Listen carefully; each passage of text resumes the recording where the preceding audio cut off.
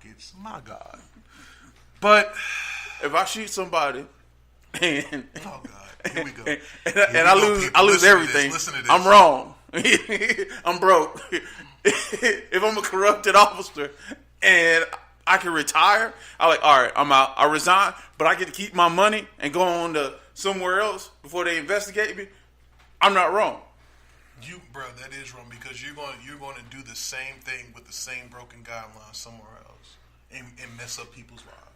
But that's what the people want. That's not what the people want. That's not what the people pay these cops for. That's not what that's not what I feel my tax dollars it should be going towards. If you're going to make a system that is going to be fair for every single person that lives in the United States, I'm talking about a law-abiding citizen, any law-abiding citizen, white, black, Hispanic, Asian, Indian, Japanese, Chinese, Hawaiian, whoever they are.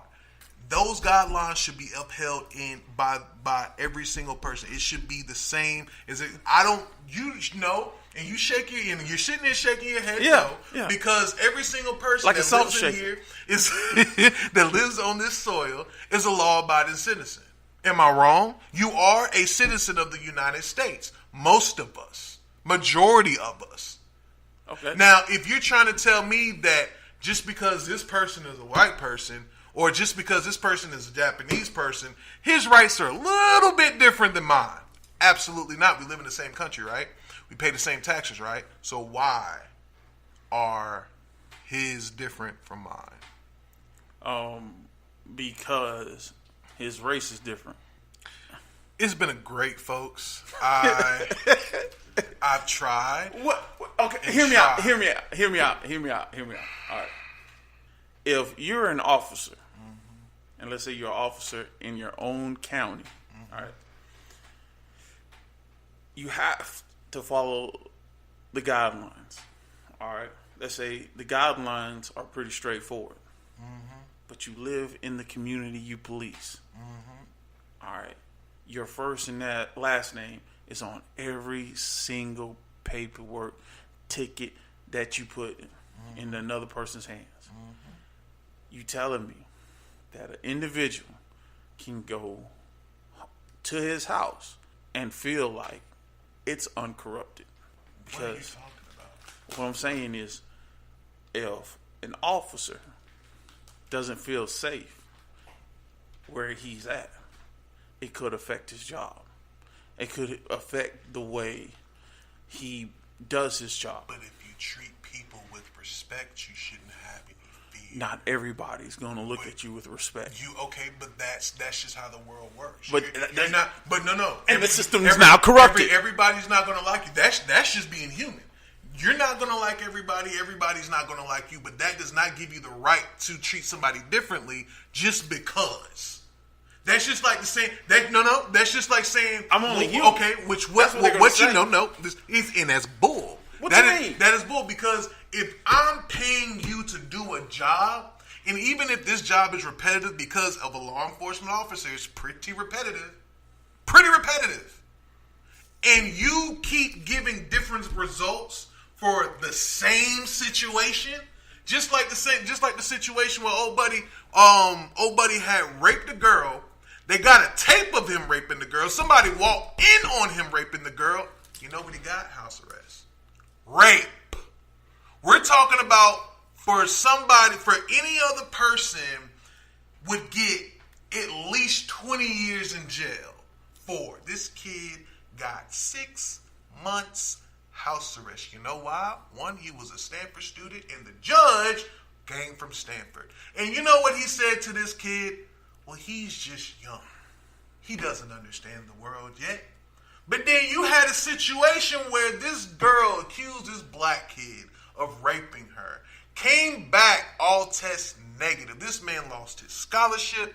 He couldn't go back to college. He was kicked out. Couldn't do anything. And then for that verdict, you know that she got no time for lying. Under oath. Under oath, you lied to the jury. Bro. For the same situation, and you still got this man jail time in the very beginning because he was sentenced to 20 years in jail. Bro. He did a year of jail, And then he got out after she confessed for it and couldn't even live his same life that he lived before. Same situation. And then it was worse. And you want Prescott to say something about them Negroes? Yeah. Say nothing at all. Well, say nothing at all. Well, I'm just going to say something right now. You're right. Say nothing at all. Like just don't even like that's my whole thing. It just like my mama used to tell me, if you ain't got nothing good to say, dang it, don't say nothing. Well, I'm not mad at what he said, but I get what you're saying. But it's not necessarily sometimes the officer's fault. Sometimes it's the people that they're very policing. I mean, yeah, you can get that. Not sometimes. Every single officer. What's the difference between a officer who's been in the police force for years versus a newbie? What's the difference? Yeah. They've seen it all. They've been through it all. They're experienced. They know what's going on. They know their community. They know what to expect from the people that they police. Exactly. So, if you have a guy who's been in the police force for like, say, a few years, and he makes a mistake versus... Shooting somebody is a mistake? It's a mistake. Shooting somebody is a mistake. What is it then? If it ain't, it's not a mistake. That's intent. That's intent. That's intent. It's a mistake. It's not a mistake, brother. Yes, that is not. It's an intent. Brother, if you honestly feel that if I'm coming up, even with my size, you have a billy club, you have mace, you have a stun gun, and a stun gun that projects needles that get into you that stun you as well. Not only that, you do have brute force, which they have been using a lot more lately, which is disgusting to me, to beat a woman in a hospital butt naked. I've seen that. She was getting a little irate, but she never touched anybody. She never was disturbing the people around her. She was focused on the cops. The cops stood her up. He was like, stand up. Put you in cuffs. He was like, she said, no, I'm not standing up. You're not putting me in cuffs because I didn't do anything. You're like, what are you putting me in cuffs for? She spat on his shoe. He took his right hand and clocked her and kept hitting her and kept hitting her. None of his fellow officers stepped in. And this is a man. This dude had to be at least about 5'10". He looked, with the best on, he looked like he was like 260, but he was probably like maybe. What was his age? He looked like he was within about the 34, 35. He looked around that age. He was experienced. But to do something like that to somebody that isn't even causing you any physical harm, you're a bitch. Period. I'm 6 foot, 315 pounds. If my mom or somebody my mom's stature, which she is all of 5'3", if maybe, about 160, maybe, probably, shoot, my mom lost a lot of weight, so she's probably like 150 now. You think I'm gonna put my hands on? Unless this woman is like tagging my behind, and that's when I'm gonna be like, wait a minute, get off me, and I'm gonna use brute force to push you off me. You still put your hands on her. Oh, I put my hands on her. You're still wrong. In the sense of brute force, in a way, yes, I am wrong. But in the same sense, I use force because I felt threatened, so I got her off of me. Listen to what I'm saying before you make your comment, because I know what you're about to say. What am I about to say? I know you for too long, C. What am I about to say? But it's still brute force. It's still for you. Still put your hands on her. And regardless of the situation, it's one thing if I'm trying to get you off of me. You see what I'm saying? Like, if a female is in my face and hit me, matter of fact, we had that situation back then when we was in college when a female put her hands on me. What did I do?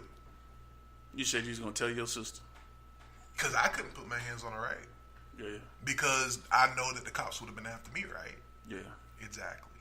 See, the issue is people think that they are above the law. That just because you uphold the law, that means that you are the law. That means that you don't have to abide by those rules.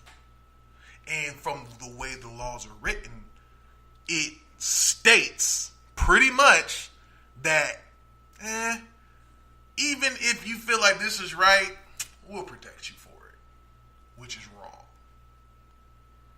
Because if I'm sitting here just pounding this female's face in, she doesn't have a gun, she doesn't have a knife, she hasn't even put her hands on me. Only thing she did was spit at my foot. Is that going to piss me off enough to pound her face in to put her in the hospital? Is that going to give me initiative to pound another dude's face? Is that going to give me initiative to choke a man out until he dies? Even if he didn't put his hands on me at all? These are humans, though. But, brother, that's what I'm saying. There's no morality in the human race anymore. What do you mean? Bro, morals are out the window. What do you mean? What do you mean what I mean? Like, that's exactly what I'm saying. What are you saying? There are no more morals in society. There's very little of it. People don't care about other people anymore because of the fact that it does not benefit them. The fact that I'm a police officer and I want to mess you up today, you don't mean nothing to me. You're just another person. You're just another person that's about to go downtown. But I'm going to mess you up first. I'm going to take my anger out because my wife left me because I don't make enough money. No, that ain't the reason why she left me. Because it's probably... Look, we already know the reason for that. Most of these dudes out here juicing anyway, but we ain't going to say that. And plus, it's crazy. It's crazy. If you think about how law enforcement works, how unsturdy it is. I mean, it's not stable at all. No, it's not. If you're a guy who's been married in law enforcement for over 20 years, dude, you got to give people that secret because it's almost damn near impossible. You know why? Because let's say if you was married to a woman who was in law enforcement, who was a police officer. All right. Not only is she out there fighting crime, but you're in the house by yourself. Okay. Your life just as in peril as hers. I mean, but then if that's the case, then everybody's is. But continue. Exactly. Everybody, just from your standpoint, everybody that has somebody in law enforcement is almost a target. In a sense, yeah, because there's guys who don't want to go to jail. Okay, there's guys who don't want to go to jail, but but you're also acting like that. There's guys that like, okay, I'm gonna find out where you live. I'm gonna go and kill your wife. I'm gonna go find out where your kids live just because you arrested me over traffic stop. That's what they're told. That's what they're but told. That's that, bull. But that is bull. Let me tell you that is part. Like I said, that is part of the system that is broken. Let me tell you. So she, let's say she has to go around and do her job, knowing that the person she loved could be threatened and could be shot and killed. Mm-hmm. All right. With that being said, all right, the stress levels. Okay, let's say she comes back to you, and let's say you show some type of characteristics of some guy she just handled and threw away in the jail cell. Freak her out. She gonna know how to handle it because she gonna be like, "Whoa, wait a minute! Like, I came home to somebody that cared, but not another criminal." So, but you're like, "Whoa, you're bugging out. Something wrong with you. You trying to police me now? You done brought your work to home. Something wrong with you." And that's something she got to deal with. But see, that's what I'm trying to tell you. Account is unsturdy. It's unstable. If it's unstable, then you're gonna have people unstable following the guidelines.